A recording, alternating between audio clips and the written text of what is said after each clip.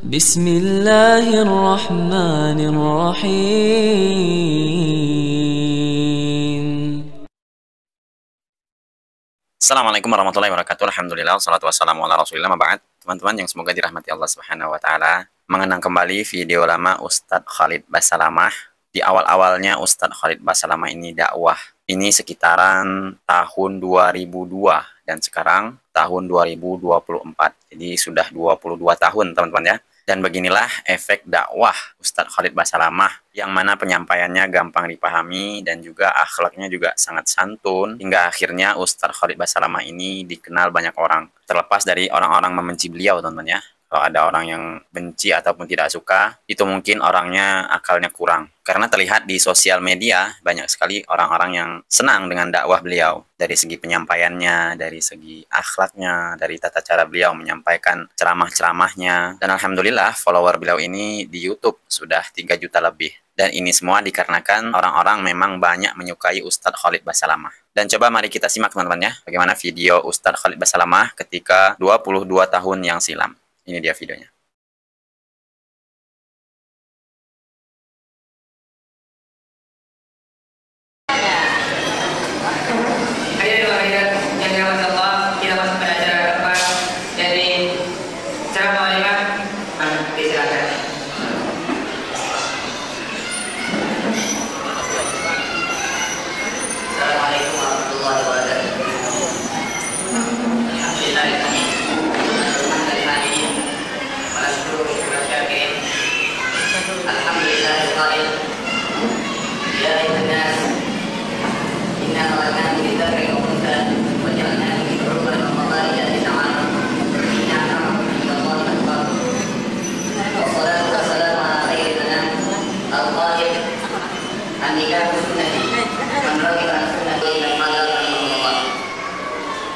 Allah Subhanahu wa Ta'ala menciptakan manusia dengan 2 jenis. Tersebut adalah salah satu ayat Allah Subhanahu wa Ta'ala yang menjelaskan bahwasanya Allah sengaja menciptakan perbedaan tersebut yang akhirnya nanti akan Allah satukan dalam sebuah pertemuan yang kita katakan pernikahan.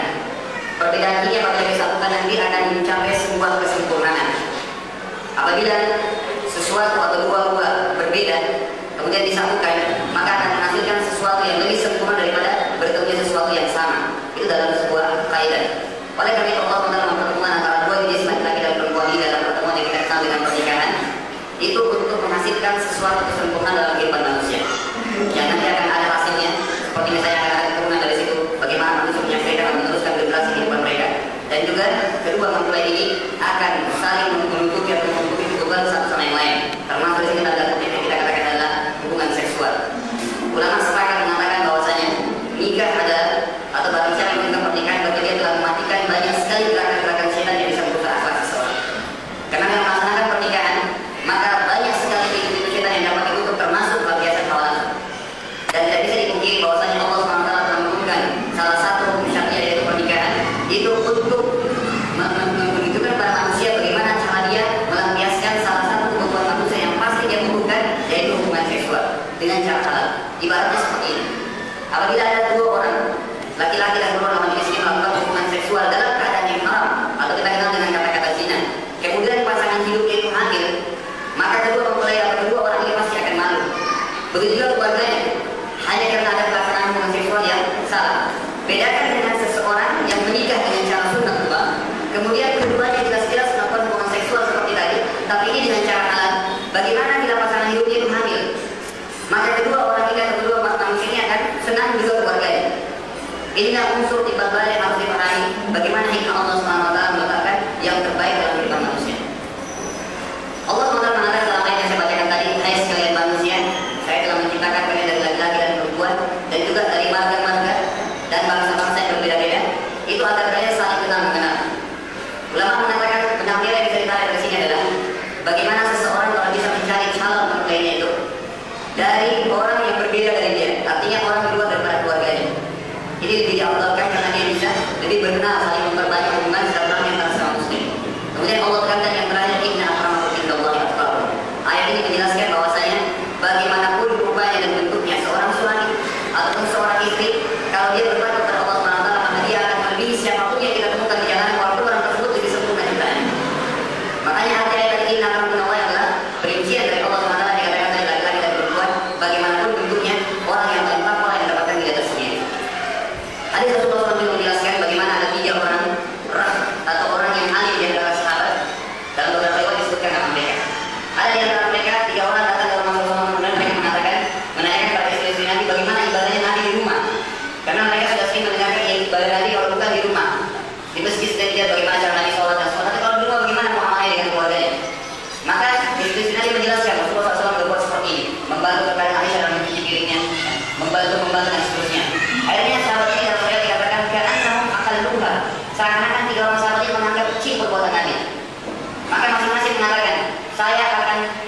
sholat malam dan tidak pernah tidur selamanya. Karena ada yang Nabi mengatakan Nabi itu kalau malam dia tidur dan dia bangun sholat. Kemudian yang satu mengatakan saya akan tinggalkan perempuan selama saya tidak akan pernah menikah. Dan yang satu juga mengatakan saya akan berpuasa dan tidak akan pernah buka puasa selamanya. Karena mereka ini ya tinggal iman dalam hatinya sudah bertambah sehingga mereka ini berbuat sesuatu yang terbaik dan bisa menjadi hamba Allah yang terbaik pula.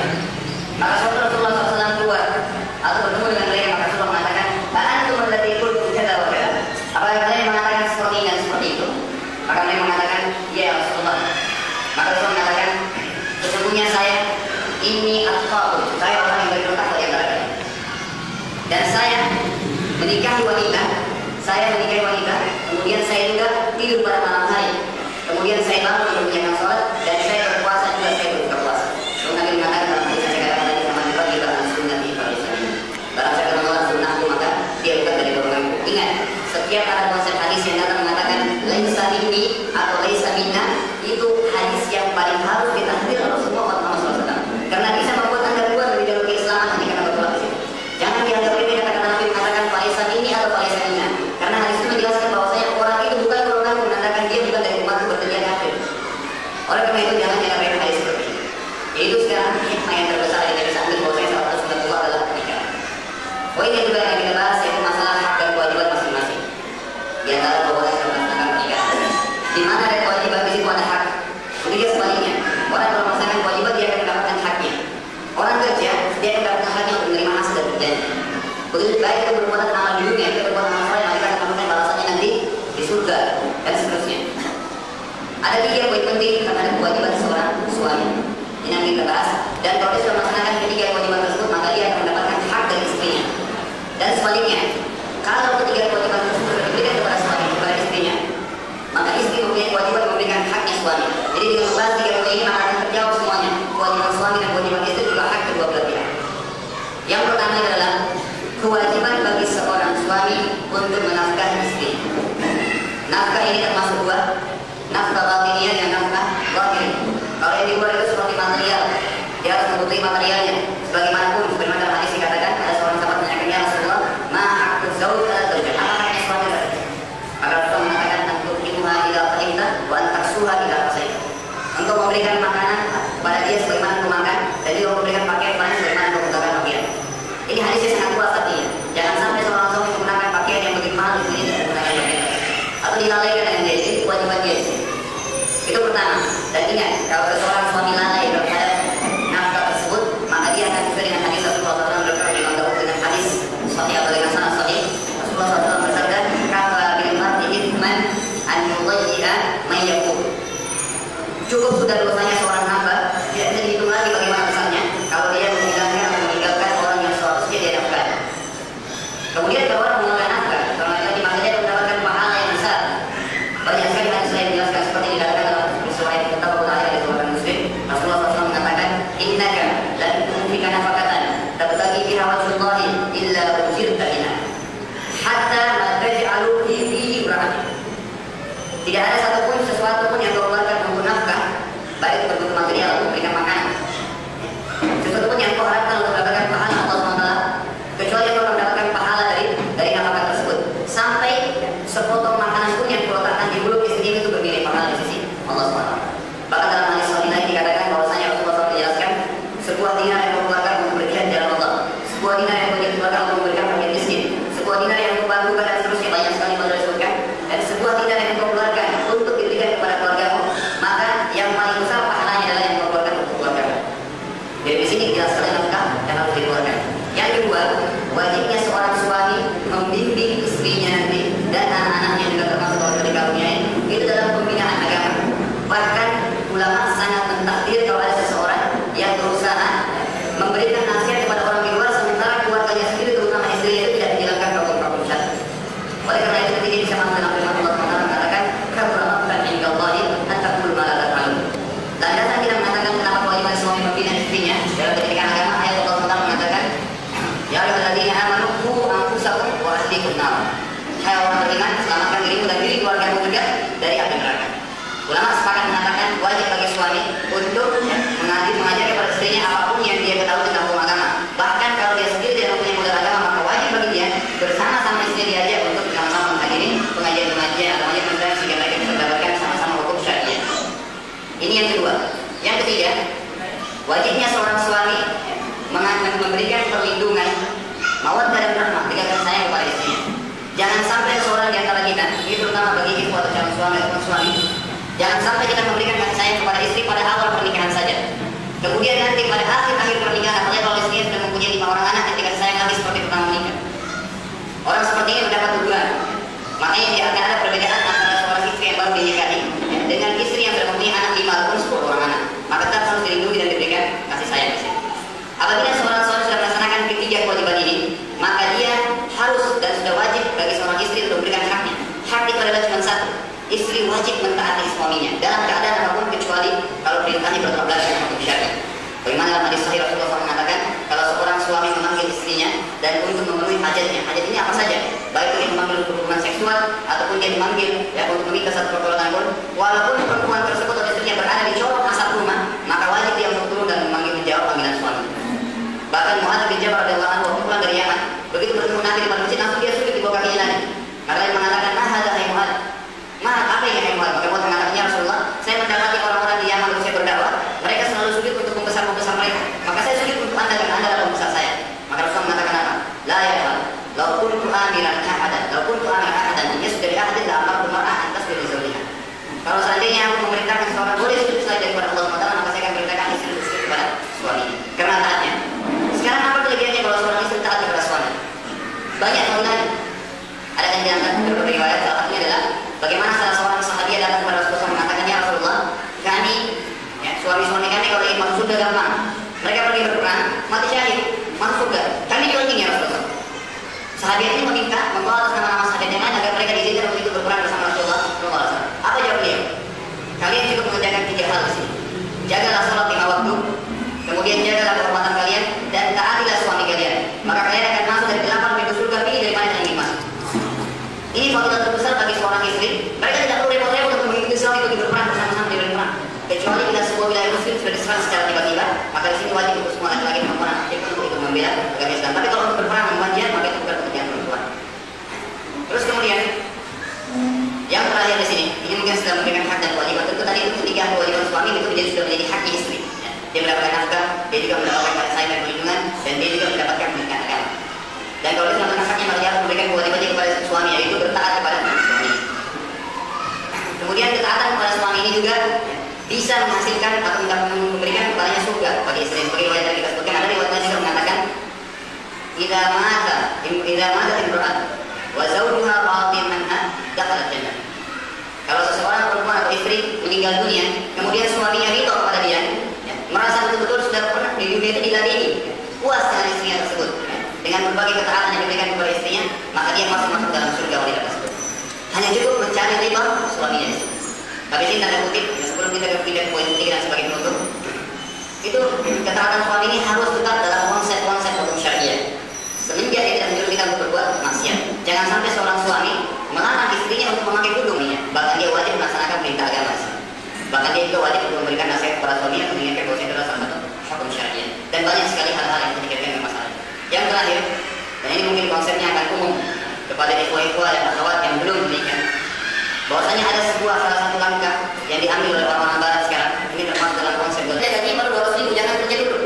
Kenapa nanti? Bagaimana mau tinggal rumah, masa tinggal rumah orang tua atau rumahnya orang tua? Makanya dulu punya rumah, sementara itu dia bekerja terus untuk mencari rumah. Kalau sudah dapat rumah belum punya kendaraan, mencari bagi kendaraan. Akhirnya laki itu terpaksa menunda umurnya sampai kepada 30 tahun, 40 tahun baru nikah. Dan jangan dipungkiri para semua ahli dokter bisa ditanyakan. Psikiater dan para ulama juga sepakat. Kebutuhan seksual manusia pasti Anda butuhkan. Kalau Anda sudah berumur 24 tahun ke atas, bukan lagi hawa nafsu yang diikuti, tapi itu sudah menjadi satu kebutuhan yang pasti Anda kejar. Makanya kalau orang meninggalkan pernikahan sebagai sunatullah, maka dia akan lampiaskan ke tempat-tempat yang